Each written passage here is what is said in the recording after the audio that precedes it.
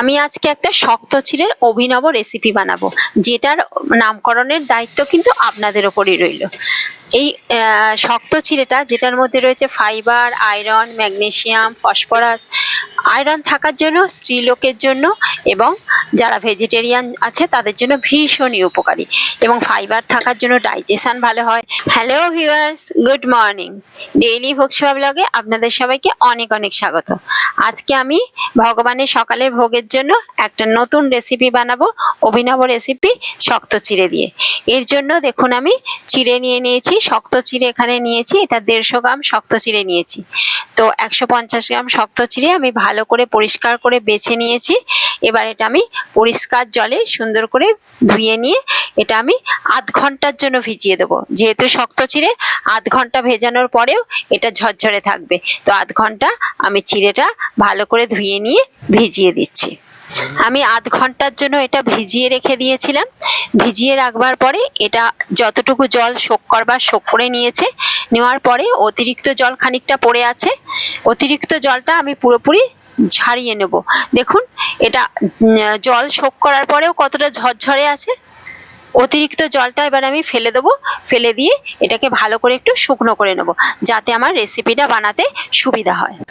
এই শক্ত চিড়ের অভিনব নতুন রেসিপিটা বানানোর জন্য আমার কয়েকটা ইনগ্রিডিয়েন্ট দরকার আছে, যেটা হচ্ছে দেখুন এখানে আমি নিয়েছি রেড পিনাট, নিয়েছি দেশি চীনাবাদাম, আপনারা যে কোনো চীনাবাদাম নিতে পারেন, আর সঙ্গে আমি দুটো গোটা শুকনো লঙ্কা নিয়েছি। এই দুটো জিনিস আমার লাগবে। এর সাথে আমার লাগবে মিডিয়াম সাইজের একটা আলু আর গোটা 3 কাঁচা লঙ্কা। এবার আমি আলুটা খোসাটা ছাড়িয়ে নিয়ে এটাকে সরু সরু করে কেটে নিচ্ছি। সরু সরু করে কেটে নিয়ে দেখুন কতটা সরু সরু করে কেটেছি। এবারে এই আলুটা সরু সরু করে কেটে নেওয়ার পর আমি আলুটা এখন রেখে দিয়ে প্রথমে আমি ভেজে নেব কিছুটা রেড পিনাট, যেটা নিয়েছি সেটা আমি তাওয়ায় ভেজে নেব। এবারে আমি ইন্ডাকশানে তাওয়া চাপিয়ে দিয়েছি আর সুইচ অন করে দিয়েছি ইন্ডাকশানে। এবার আমি আস্তে আস্তে বাদামগুলো ভেজে নেব। তাওয়াটা গরম হয়ে গেছে, এবার আমি সবকটা বাদাম একসাথে ভেজে নেব। বাদাম ভাজার সময় এটা মিডিয়াম ফ্লেমে ভাজলে বাদামগুলো পুড়ে যাবে না। যদি হাই ফ্লেমে ভাজেন তার সঙ্গে সঙ্গে বাদামগুলো পুড়ে যাবে। আমি এবার ভালো করে মিডিয়াম ফ্লেমে আস্তে আস্তে বাদামগুলো ভেজে নেব। বাদাম ভাজা আমার রেডি হয়ে গেছে। এবার আমি এটা একটা পাত্রে ঢেলে নেব। এবার আমি এটা একটা পাত্রে ঢেলে নিচ্ছি।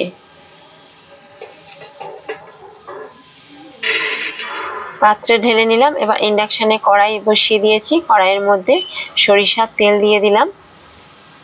এবার সরিষার তেলটা ভালো করে গরম হলে আগে থেকে নিয়ে রাখা যে গোটা 2 শুকনো লঙ্কা, ওটা আমি ভালো করে একটু ভেজে নেব। লঙ্কা দুটো ভালো করে ভাজা হয়ে গেলে কেটে রাখা আলুগুলো এখানে দিয়ে দিলাম সরিষার তেলের মধ্যে। এটা ভালো করে নাড়াচাড়া করে নেব।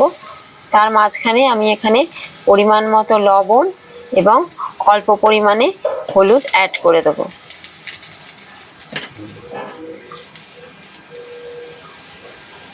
অ্যাড করে দিলাম। এবারে ভালো করে আরো নাড়াচাড়া করে হলুদ আর লবণটা মিশিয়ে নেব।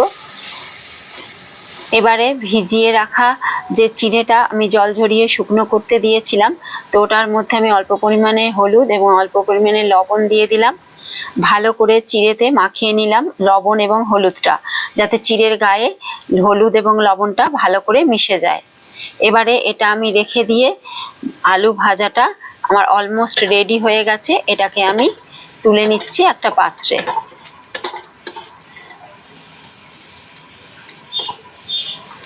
আলু ভাজাটা আমি একটা পাত্রে তুলে নিলাম। এবার কড়ার মধ্যে আরো সামান্য পরিমাণে তেল দিয়ে দিলাম। তেলটা গরম হয়ে গেলে হলুদ আর লবণ মাখিয়ে রাখা চিড়েটা তেলের মধ্যে, সরিষার তেলের মধ্যে ঢেলে দেবো। এবার ভালো করে নাড়াচাড়া করে নেব। নাড়াচাড়া করে ভালোভাবে ভেজে নিলাম, অল্প অল্প করে ভেজে নিলাম। এবার এর মধ্যে আমি অ্যাড করে দেবো আগে থেকে যে কাঁচা লঙ্কাটা আমি নিয়ে রেখেছিলাম, 3টে কাঁচা লঙ্কা, সেই 3টে কাঁচা লঙ্কা আমি ফাটিয়ে এখানে দিয়ে দিলাম।